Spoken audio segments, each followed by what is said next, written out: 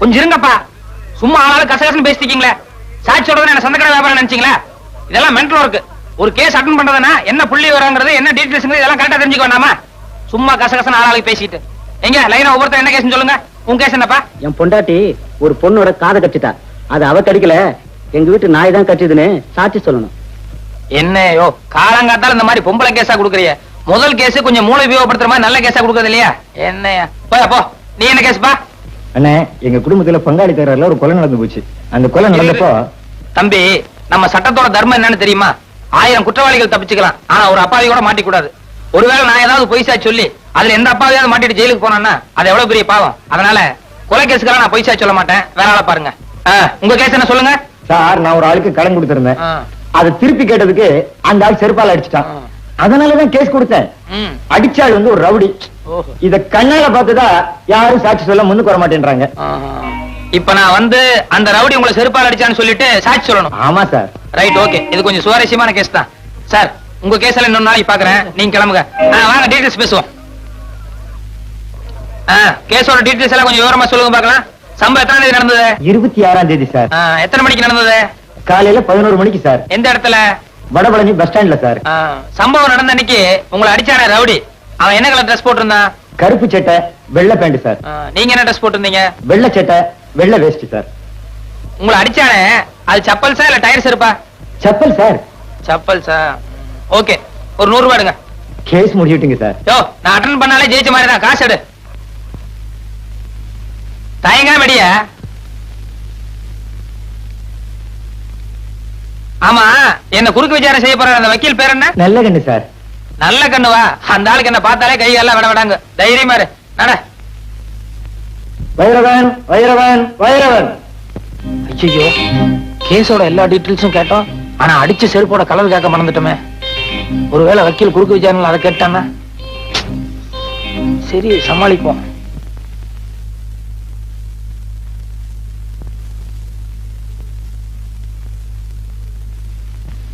வலது கை வைங்க.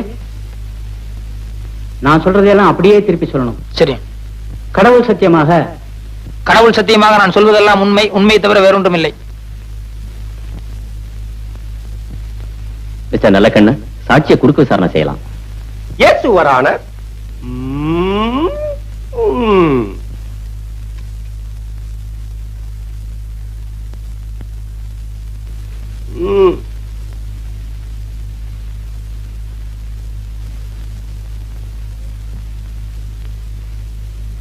உமது பெயர் தானே பைரவன்? இல்ல சார். மயிலாட், இந்த வழக்கின் முக்கியமான சாட்சியே பைரவன் தான். ஆனால் இங்கு வந்திருப்பது வேறு நபர். இதிலிருந்தே தெரிகிறது இவர் செட்டப் செய்யப்பட்ட பொய் சாட்சி என்று. என் பேரு பைரவன் இல்ல, வைரவன். Order order. யோ, அறிவு இருக்கா முண்டம்? ஏங்க, ஒரு வேலை எடுத்தா பொறுப்பு பயபக்தி ஏதாவது இருக்கா? 30 வருஷமானாலும் நீ முன்னுக்கு வரவே முடியாதியா? அப்பப்ப பாயிண்ட்கள் எடுத்துக்கூடியா? தடுமாறல்ல. Yes, proceed. மிஸ்டர் வைரவன், உமது தொழில்? வெளியூர்ல இருந்து யாராவது மெட்ராஸ்க்கு வந்தாங்கன்னா அவங்களுக்கு மெட்ராஸ் எல்லாம் சுத்தி காட்டுறது. ஓ, யூ மீன் டூரிஸ்ட் கைட்? நம்ம தொழிலை விட இந்த தொழில் பெட்டர்ல? அடுத்த கேள்வி கேளுங்க. எமது கட்சிக்காரர் உமது கட்சிக்காரரை வெறுப்பால் அடிக்கும் போது நீ பார்த்தீரா? வெறுப்பால் இல்ல, செருப்பால். செருப்பால் அடிக்கும் போது நீர் பார்த்தீரா? பார்த்தேன். அடுத்த கேள்வி என்னையா? செருப்பால எந்த இடத்துல அடிச்சான்னு கேளுங்க. எந்த இடத்தில் அடித்தார்? கண்ணு காது மூக்குன்னு ஏகப்பட்ட இடத்துல அடிச்சிட்டாருங்க. நோ நோ, நான் அந்த இடத்தை கேட்கவில்லை. ரோட்டிலா, வீட்டிலா, காட்டிலா, தோப்பிலா, எந்த இடத்தில் அடித்தார்? பஸ் ஸ்டாண்ட்ல அடிச்சாருங்க. எந்த bus stand? Vadapalani bus stand. 13A போகுமே அதுவா? இல்ல சார், 12B போகும்போது அந்த பஸ் ஸ்டாண்டு. அறிவு கிட்ட முண்டம் ஆள மடக்கிறது மாதிரி ஒரு கேள்வி சொல்லியா? சம்பவம் நடந்தப்போ 2 கட்சிக்காரங்களும் எந்த கலர்ல டிரெஸ் போட்டிருந்தாங்கன்னு கேளுங்க. போங்க. Good good. மிஸ்டர் வைரவன், மாலையில் சம்பவம் நடந்த போது? சார், சம்பவம் காலையில தான் நடந்தது. குட். சும்மா ஒரு டெஸ்டுக்காக கேட்டேன். காலையில் சம்பவம் நடந்த போது எமது கட்சிக்காரர் என்ன கலர் டிரெஸ் போட்டிருந்தார்? வெள்ளை சட்டு வேஷ்டி. வெட்டியின் நிறம் என்ன? வேஷ்டினா வெள்ளை தானே சார்?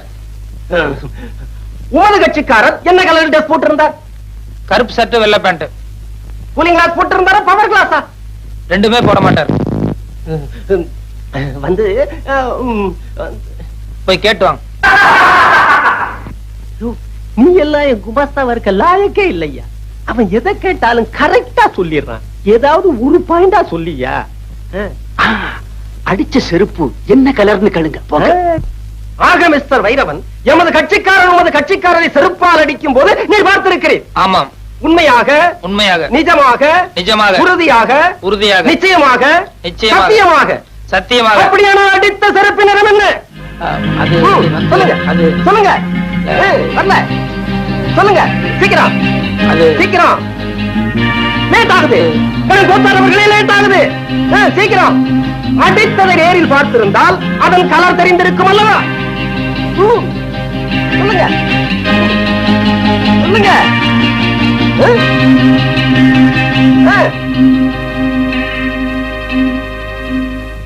யுவர் ஆனர், வக்கீல் சார நான் கொஞ்சம் குறுக்கு விசாரணை செய்யணும். தயவு செய்து கோர்ட் இதை அனுமதிக்கணும்னு நான் உங்ககிட்ட பர்மிஷன் கேட்டுக்கிறேன். குறுக்கு விசாரணையா? என்னையா இது? கோர்ட்டுக்கே அவமானம். மயிலாட், சட்டம் தெரிந்த என்னை ஒரு சாதாரண சாட்சி குறுக்கு விசாரணை செய்வதா? எனும் கோத்தாரவர்கள் இதை ஒரு காலம் அனுமதிக்கவே கூடாது. இல்ல சார், இந்த கேஸுக்கு இந்த விசாரணைக்கும் நெருங்கிய சம்பந்தம் இருக்கு. அத விசாரணையோட முடிவுல நீங்களே தெரிஞ்சுக்குவீங்க. அதனால தயவு செய்து எனக்கு பர்மிஷன் கொடுக்கணும். பர்மிஷன் வேண்டாம். Thank you sir. வக்கீல் சார், கொஞ்சம் இந்த பக்கம் திரும்புங்க. அவர் வேண்டாம், அவரை போக சொல்லுங்க. இருந்துட்டு போட்டுவேன். சொன்னா கேளுங்க சார், அவர் சீட்டு போக சொல்லுங்க. அவரை 10-15 வருஷமா கூடவே இருக்கான். அதனால என்ன, ஒரு 10 நிமிஷம் பேச தப்பு இல்ல. நீங்க முதல்ல போங்க சார். அங்க குமார் சார், கொஞ்சம் இப்படி திரும்ப இல்லைங்க. கொஞ்ச நேரத்துக்கு பின்னால திரும்ப கூடாது. நான் கேட்கிற கேள்விக்கு மட்டும் பதில் சொல்லணும். என்ன நீதிபதி காலையில இருந்து எழுதிட்டு இருக்காரு, அவருடைய பேனா கலர் என்ன? திரும்ப கூடாது. என்ன பார்த்து பதில் சொல்லுங்க. அவர் பேனா என்ன கலர் சொல்லுங்க. பேனா என்ன கலர்? காலையில் நீங்க கோர்ட்டுக்கு வந்து 2 மணி நேரம் ஆச்சு. 2 நிமிஷத்துக்கு ஒரு தடவை ஜட்ஜை திரும்பி பாத்துருக்கீங்க. அப்படி இருந்து பேனா கலர் உங்களுக்கு தெரியாதா? கோர்ட்டுக்கு வந்தால் கேஸ்களிலும் பாயிண்ட்களிலும் தான் என்னுடைய கவனம் இருக்க வேண்டுமே தவிர பேனாவின் நிறத்தை பற்றி நான் கவனிக்க வேண்டிய அவசியம் இல்லை. கரெக்ட். கோர்ட்டுக்கு வந்த உங்களுக்கு கேஸ்ல மட்டும் தான் கவனம் இருக்கும். பேனாவை நீங்க கவனிச்சிருக்க முடியாது.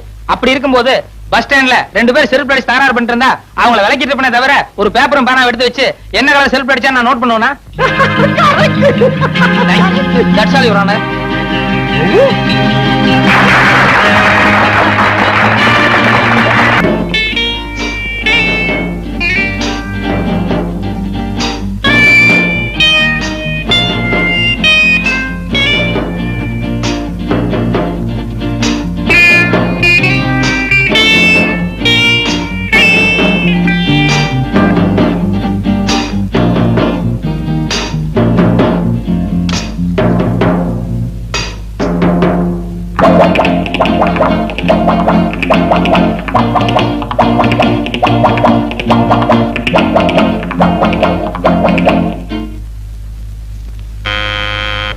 கதவு திறந்துதான் இருக்கு, வாங்க.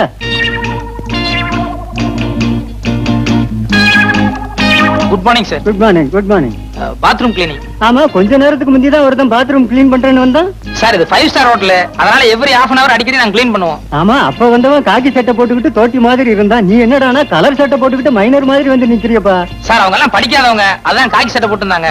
நான் வந்து MA வரைக்கும் படிச்சிருக்கேன், அதான் கலர் சொக்கா எல்லாம் போட்டிருக்கேன். MA வரைக்கும் படிச்சவனா? அப்ப நீ நல்லா தான் கிளீன் பண்ணுவ. போ. கிளீன் பண்ணது கொஞ்சம் நேரம் ஆகும், ஒன்னும் நினைச்சுக்காதீங்க. நினைக்க மாட்டேன், சுத்தமா கிளீன் பண்ணு போ. நல்ல காலம் ஜோதிட வார இதழ், ஆசிரியர் புலியூர் பாலு.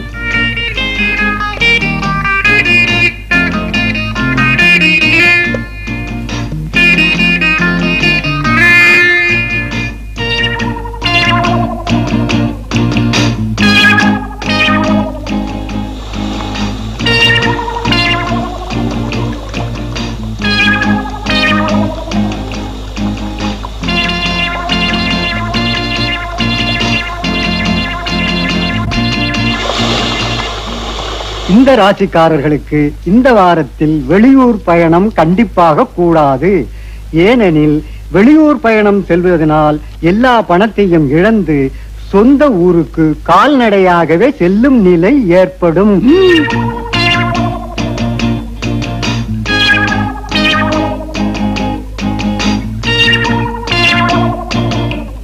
10ஆம் இடத்தை இப்ப சனியும் கேதுவும் சூரியனும் பார்க்கறதுனால நிறைய பண விரயம் ஏற்படும். சிலர் நல்லவர் போல் நடித்து மோசடி செய்வார்கள். ஆக இன்னைக்கு நம்ம நிலைமை சரியில்லை. சார் கிளீன் பண்ணிட்டேன். உள்ள உங்க ப்ராப்பர்ட்டிஸ் எல்லாம் கரெக்டா இருக்கான்னு ஒரு தடவை செக் பண்ணிக்கோங்க. அட என்னப்பா ப்ராப்பர்ட்டிஸ், சோப்பு சீப்பு பல்படி அது இதுன்னு ஏதாவது இருக்கா? சார் 5 பைசா சமாச்சாரமோ 10 பைசா சமாச்சாரமோ அது பிரச்சனை இல்ல சார். எதுக்கு நீங்க ஒரு தடவை செக் பண்ணிட்டீங்கன்னா நல்லா இருக்கும். என்ன செக்அப் பண்ற? பல்பொடி சோப்பு சீப்பை போய் என்ன செக் பண்ண வேண்டியிருக்கு? நாளைக்கு ஏதாவது ஒண்ணு காணாம போயிடுச்சுன்னு சொல்லி நீங்க ரிப்போர்ட் பண்ணீங்கன்னா எனக்கு உத்தியோகம் போயிடும். தயவு செய்து ஒரு தடவை செக் பண்ணிக்கோங்க. என்னப்பா அதை விட மாட்டேன்ற? வாங்க சார் செக் பண்ணுங்க ப்ளீஸ். வாங்க. என்னைக்காவது திடீர்னு ஒரு நாளைக்கு நீங்க வருவீங்க, அப்புறம் கடைசியில் உத்தியோகம் போயிடுச்சுன்னா ரொம்ப ஆபத்தாயிரும்ல. நல்லா செக் பண்ணிக்கோங்க. நல்லா இருக்கா இது? ஏண்டா கதவை சாத்துற? டேய் கதவை சாத்தாதடா. டேய் கதவை தரடா. நான் அப்பதான் நினைச்சேன் உன் பாத்ரூம் கிளீன் பண்ற மாதிரி தெரியலையே. நான் நினைச்சதெல்லாம் சரியா போச்சு. Hello, this is from 209. Drinks என்ன மேடம் இருக்கு சாப்பிடுறதுக்கு?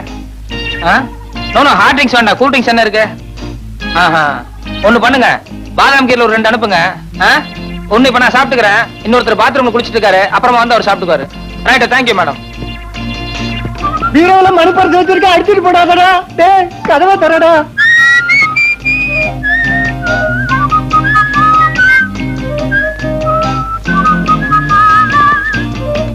மெத்த கடியில வைரமாக வச்சிருக்கேன்டா. டேய்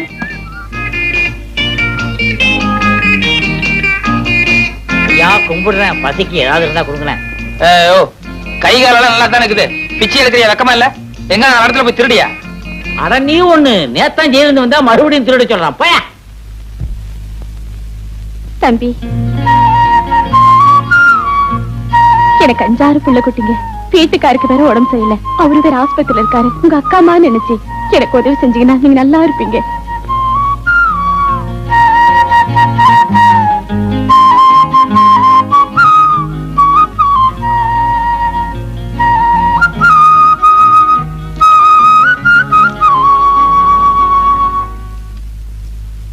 கும்பிடுறானுங்க. ஊரு புளியம்பட்டி. என் பேர் பண்டாரம். சினிமாவில் ஆயிட்டு கொடுக்கலான்னு வந்தேன். ஒருத்தன் எம்ஜிஆர் தெரியும் சிவாஜி தெரியும்னு கூட்டிட்டு போய் கையில இருந்த பணத்தையும் காசையும் புடிங்கிட்டு விட்டான். இப்ப சாப்பிட்டு 3 நாள் ஆச்சு. கொஞ்சம் பணம் கொடுத்தா எங்க ஆட்சி டவுன பக்கம் வரும், கொடுத்து அனுப்புறேன். ஊர்ல அப்பனும் ஆத்தாளும் என்ன பண்றாங்க? உழவுதாங்க தொழில். கூட பிறந்தவங்க எத்தனை பேரு? 3 ஆம்பளைங்க 3 பொம்பளைங்க. அது நான் தாங்க மூத்தவன். ஏயா, ஏர் ஓட்டுற தொழில பார்க்காம சினிமாவுல என்ன ஆயிட்டு வேண்டி கிடக்கு? வீட்டுக்கு மூத்தவன்னு சொல்ற, கூட பிறந்த தங்கச்சிகளுக்கு கல்யாணம் பண்ணி வைக்கணுங்கிற பொறுப்பே இல்லையே. எல்லாம் தலை விதியா. அங்க இருந்து வந்துட்டானுங்க சினிமாவுல நடிக்க. போயா.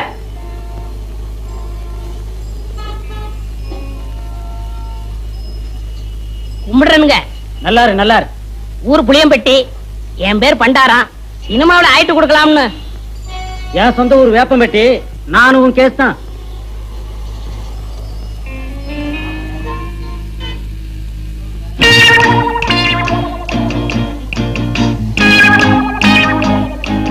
மிஸ்டர் புளியம்பட்டி, உங்களை தான் சார். நானா சார்? வாங்க, நீ வாங்க. ஏய், சொந்த ஊரை விட்டுட்டு சினிமாவில் அடிக்கலாம்னு சொல்லி இப்படி எல்லாம் மெட்ராஸ் வந்திருக்கிய, இதெல்லாம் தப்பு இல்லையா? ரொம்ப தப்புனே. இந்த மெட்ராஸ்ல எல்லாரும் உனக்கு ஹெல்ப் பண்ணிடுவாங்க? யாரும் கிடைக்க மாட்டாங்கண்ணே. 1000ல ஒரு ஆள் தானே உங்களை போல கிடைப்பாங்க.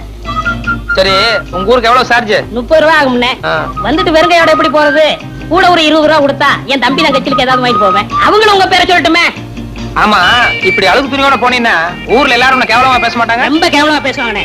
ஒரு புது துணி எடுத்து கொடுத்தா ரொம்ப விசேஷமா இருக்கும். அது சரி, எடுத்துக்கோ. ஆமா, நீ சாப்பிட்டியா? சாப்பிட்டு 3 நாள் ஆச்சுண்ணே. சரி, சாப்பிட்டு அதுக்கப்புறம் பூ துணி எடுத்துட்டு அப்புறமா ஊருக்கு போலாம். சைவமா அசைவமா? சைவம்னா பிடிக்காதுண்ணே, அசைவம்னா ரொம்ப பிடிக்கும். அதுல பிரியாணின்னா ஒரு புடி பண்ணேன். திருப்தியா பிரியாணி சாப்பிட்டே புறப்படும். வா.